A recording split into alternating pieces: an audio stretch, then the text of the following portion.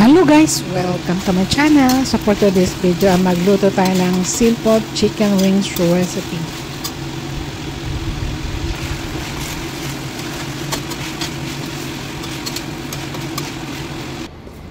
So gawa tayo ng garlic.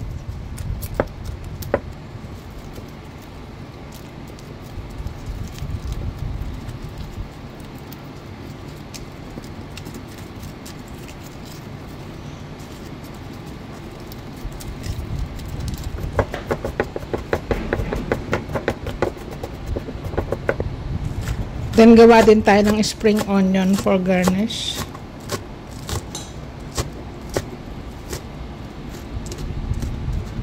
So meron tayong chicken wings dito, hinati ko na siya. So i-marinate natin ng salt, white pepper powder,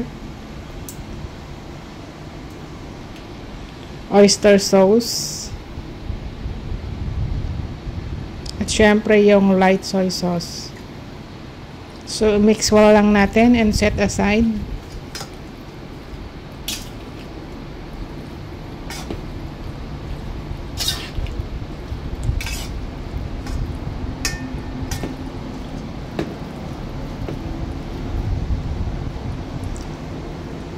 So, start na nating mag-prito. So, maglagay tayo ng oil.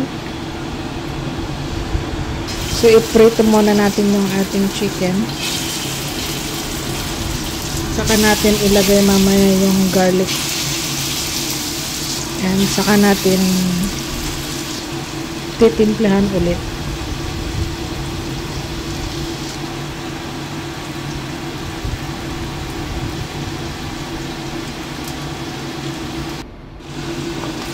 So ayan.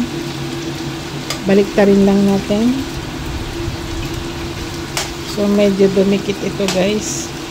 Kailangan nating haluin.